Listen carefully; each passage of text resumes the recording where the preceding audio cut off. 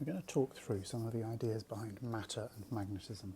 This first video will give an overview of the basic ideas, and in the second one I will go over some of the atomistic arguments and some of the empirical models that have been developed. The key idea that we have to think about that in some way or other atoms are equivalent to a magnetic dipole, if you want to think about it that way. Each atom has some kind of magnetic moment. That's the key idea that we have to think of. And then those moments all together will act in concert, and so the material will have some kind of response, either to an applied field, or in the case of some materials, they will have a magnetic field of its own. The key point to remember is that what we think of as magnetism, we encounter it every day when you think about magnetic things on fridges, this kind of thing. This is actually completely anomalous. It only happens in very few materials, and it's a very unusual behaviour. So there are three categories that we're going to think about. There's diamagnetism, and this is found in all matter at some level or other. There's paramagnetism, which is only found in some materials, and there's ferromagnetism, which is highly anomalous. And under ferromagnetism, I'm going to include all sorts of things like antiferromagnetic materials and this kind of thing. So you get paramagnetism in materials with unpaired spin. Those electron spins form the magnetic moments, and the same is true in ferromagnetic materials, but it's not all materials with unpaired spins.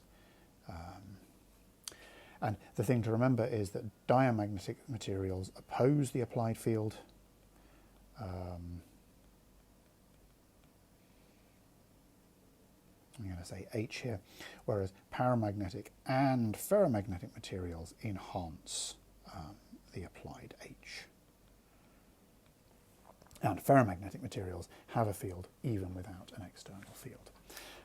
I'm just going to recall that typically we write B is equal to mu naught into 1 plus chi m H, and we write m, the magnetization, is equal to chi m H. Notice that we are assuming here that we have linear isotropic materials. Of course, with ferromagnetism, that's really not the case, and you have to maintain that in your head. You have to remember that quite a lot of what we talk about with ferromagnetism is just a phenomenological interpretation. It's helping us to understand what's happening. So let's think first of all about diamagnetic materials. This is where you have an applied field, and it affects the electrons in the atoms. You induce a change in the electrons around the atoms in the electron motion or the electron wave function.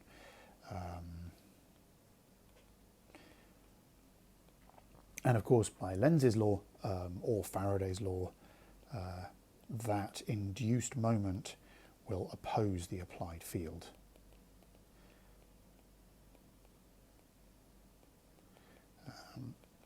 And it's worth noting that this is an extremely weak effect. This is very weak. Typically, chi m is around about minus 10 to the minus 6 or minus 10 to the minus 5. And you notice the minus sign indicates that we're opposing the field. It means that the B field is reduced away from where it would be in a vacuum. You can see some effects on macroscopic systems with very high field gradients. You can make, for instance, strawberries or frogs float via a diamagnetic response, but normally you don't see this, and it's really important to understand that it is temperature independent.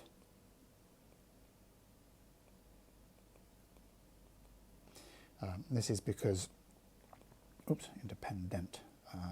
This is because we're inducing an effect. There's not some kind of intrinsic property that's going to be disordered. It's actually purely induced, and that's not affected by the temperature.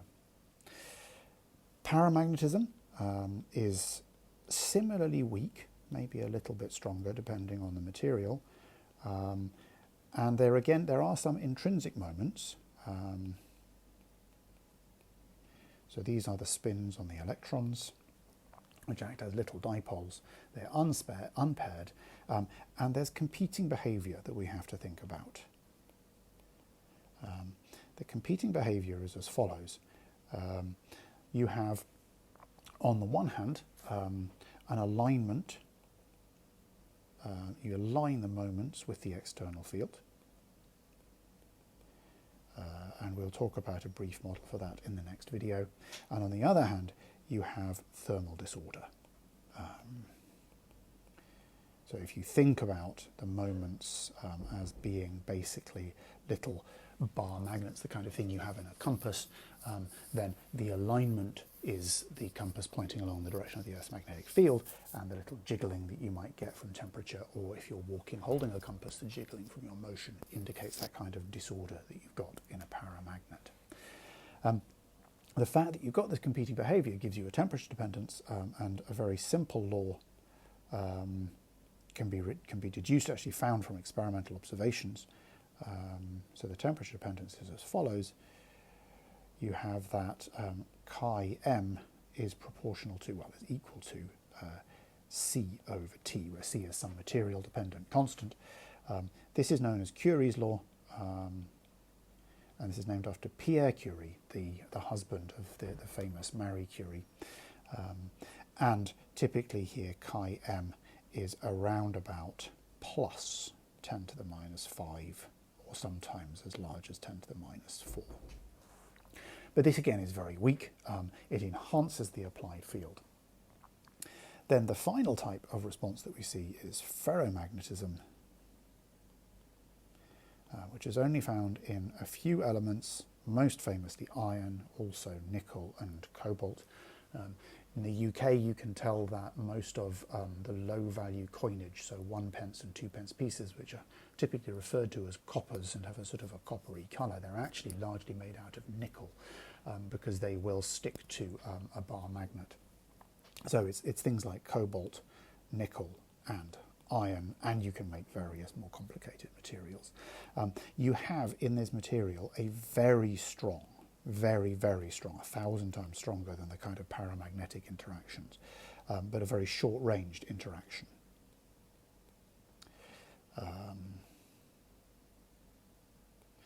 Between the atoms. And what it tends to do is it aligns the moments parallel to each other. So if you have a set of local atomic moments, they will all be lined up parallel to each other. If you just stop for a moment and think about a typical bar magnet with a north pole and a south pole, the kind of thing that you can buy very easily, if you try to align those next to each other such that they're lined up parallel, the north pole and the north pole are next to each other, we could just draw that in fact. So here's a north, here's a south, and then you put another one next to it. If you tried to do this with a bar magnet, you would find that that was a highly repulsive situation. And so that indicates that the kind of interaction we have here is not the simple magnetic response. And this happens, this interaction happens even without an external field.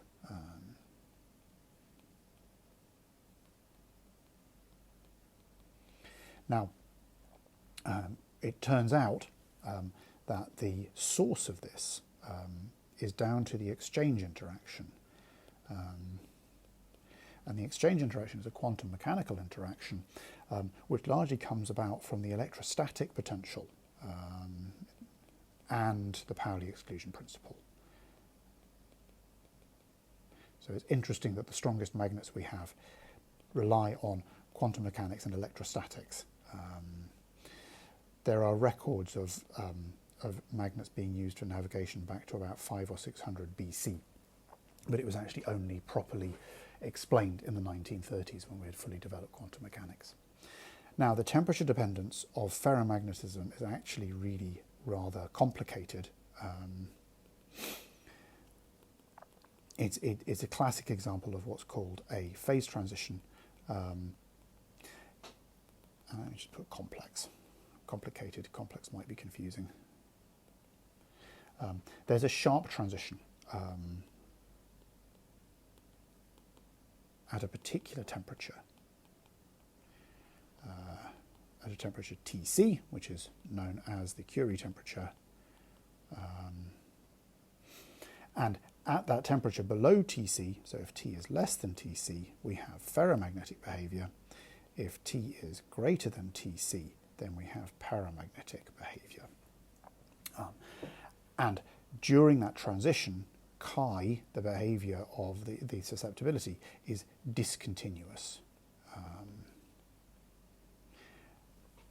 And what we can observe experimentally is that if T is greater than Tc, then chi is proportional to 1 over T minus Tc to the power gamma. Using a mean field approximation, which we'll talk about in the next video. Let me just write that out explicitly, mean field. You find that gamma is equal to 1, but experimentally, gamma is equal to 1.3 to 1.4, depending on the material. And if T is less than Tc, then chi is proportional to Tc minus T to the power beta, and beta is equal to 0.5 from a mean field approximation. And it's actually much more like a third experimentally. These are behaviors near Tc. Of course, as you get to very, very close to Tc, it's extremely hard to describe it. So what have we learned? We've learned that there are a wide variety of responses of matter to applied fields and even to their own magnetic fields. So you have the behavior of all matter, diamagnetism, which is simply to do with the change in the electron orbits. That's a very inaccurate description. You have the paramagnetism in systems with unpaired spins. Paramagnetism and diamagnetism are opposite responses.